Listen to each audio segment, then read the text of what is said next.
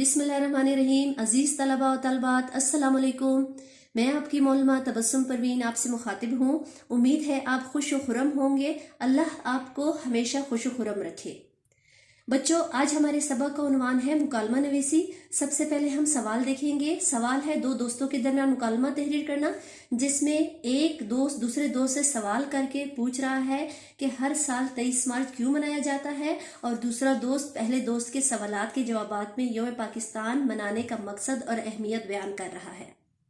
हर किरदार के 14 मुकालमे जरूरी हैं।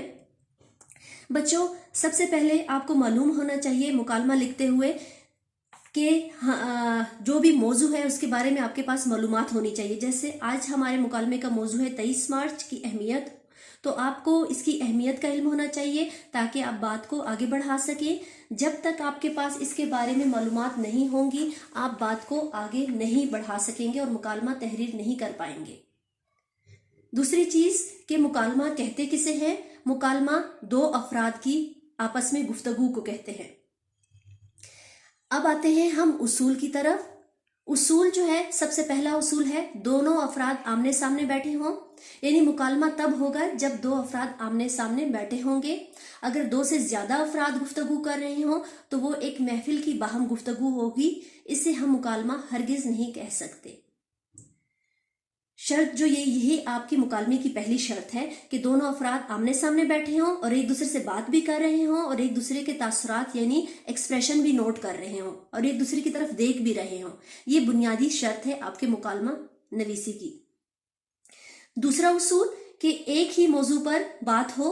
ऐसा ना हो कि एक दोस्त जो है वो एक बात कर रहा है और दूसरा दोस्त किसी दूसरे मौजू पर बात कर रहा है, यानी मौजू को आपने जेर बहस रखना है, मौजू से हटना नहीं है। तीसरा उसूल कि एक ही मौजू पर बात तो हो लेकिन ख्यालात एक दूसरे से मुख्तलिफ हों, यानी इख्तिलाफ पैदा करके बात को आगे बढ़ाना है। अगर दोनों दोस्त एक चीज पर मुतफिक हो जाए तो मुकालमा ही खत्म हो जाएगा। मसलन अगर मौजू है हमारे पास महंगाई, तो एक दोस्त के नजदीक महंगाई की वजह हुकूमत है, तो दूसरा दोस्त इसके साथ इख्तिलाफ करते हुए महंगाई की वजह बताते हैं कि महंगाई की वजह हम खुद हैं। अब मौजू तो महंगाई है लेकिन दोनों के ख्यालात मुख्तलिफ हैं। इस तरह इख्तिलाफ बढ़ता जाएगा। इख्तिलाफ बढ़ाते हुए सवालन जवाबन आगे मुकालमा आपका बढ़ता जाएगा। चौथी चीज जो है वो है फितरी अंदाज़े गुफ्तगू, यानी अंदाज़े गुफ्तगू आपने वही अपनाना है जो हम आम गुफ्तगू के दौरान अपनाते हैं। जितना आपका मुकालमा फितरी यानी नेचुरल गुफ्तगू के करीब होगा उतना मुकालमा आपका बेहतर होगा। पांचवी चीज मुख्तसर और छोटे फिक्रात हो। मुकालमे मुख्तसर हो, लंबे जुमले इस्तेमाल ना करें। जैसे आम गुफ्तगू में कभी ऐसा नहीं होता कि एक तो लंबी गुफ्तगू करे और दूसरा जी जी करता रहे और हम फौरन, तो उस वक्त हम क्या करते हैं, हम फौरन टांगे खींचते हैं कि जनाब आपको नहीं पता, ये ऐसा नहीं है, ऐसा है, मैं आपको बताता हूँ। लिहाजा इसी उसूल के मुताबिक मुकालमे के फिक्रात छोटे और मुख्तसर होने चाहिए ताकि आपके मुकालमे में खूबसूरती आए। अगली चीज रब्त और तरतीब का ख्याल रखना है। ऐसा ना हो कि कभी कोई गुफ्तगू हो रही हो तो कभी कोई। बार बार मौजू को तब्दील ना करें, दलील से बात करें, मुखालिफ को दलील से अपनी बात मनवाएं, यानी लॉजिक से बात आपने मनवानी है, ये नहीं कि बेतुकी मारे आप। अगला पॉइंट हमारा है कि दोनों किरदारों को बराबर शगुफ्ता अंदाज़े गुफ्तगू।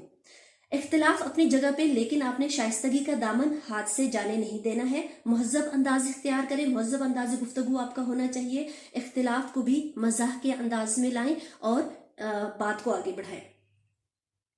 अगला हमारा पॉइंट है दोनों किरदारों को बराबर वक्त देना है। ये ना हो कि एक किरदार के मुकालमे 10 हों और दूसरे के 14 मुकालमे हैं, तो हर किरदार के 14 मुकालमे होने चाहिए।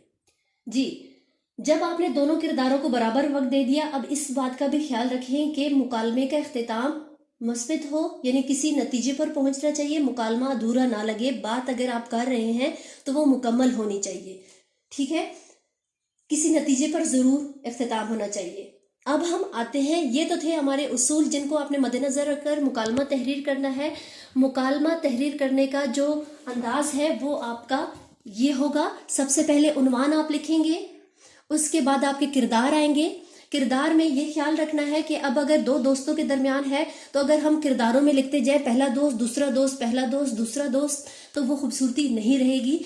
تو اس کے لیے آپ 2 نام لکھ سکتے ہیں، جس طرح میں نے لکھا ہے اسلم اور اکرم، آپ کوئی سے بھی 2 نام لکھ سکتے ہیں۔ اس کے بعد ابتدائی منظر 2 سطور پر مشتمل ہونا چاہیے، جس طرح اب یہ 2 دوستوں کا ہے مکالمہ، تو اس کا منظر کس طرح ہو سکتا ہے؟ اسلم اکرم کو گھر میں تلاش کرتے ہوئے کتب خانے میں پہنچتا ہے اور دونوں کے درمیان مکالمہ۔ یا اگر ڈاکٹر اور مریض کے درمیان مکالمہ ہے تو مریض، جس طرح ڈاکٹر اپنے کلینک میں مریض دیکھنے میں مصروف ہوتا ہے اور ایک مریض اپنے باری آنے پر ڈاکٹر کے کمرے میں داخل ہوتا ہے اور دونوں کے درمیان مکالمہ شروع ہوتا ہے، تو یہ منظر تھا۔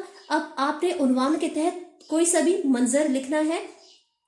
منظر ہمیشہ 2 سطور پر مشتمل ہونا چاہیے۔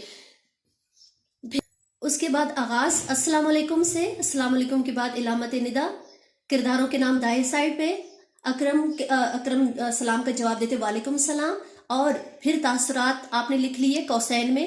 یہ جو قوسین آپ کو نظر آ رہے ہیں، یہ ہم نے تاثرات کو قوسین میں بند کر دیا۔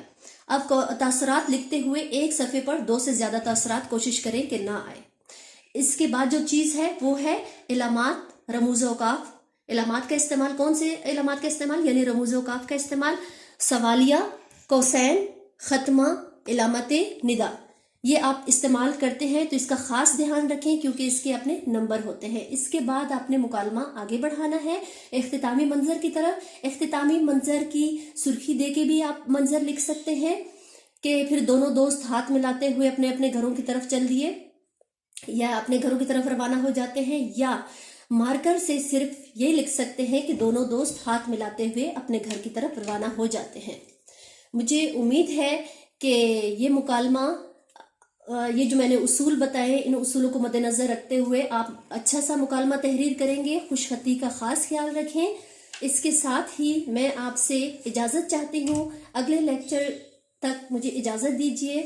اللہ تعالیٰ آپ سب کو اپنے حفظ و امان میں رکھے۔ السلام علیکم ورحمۃ اللہ وبرکاتہ۔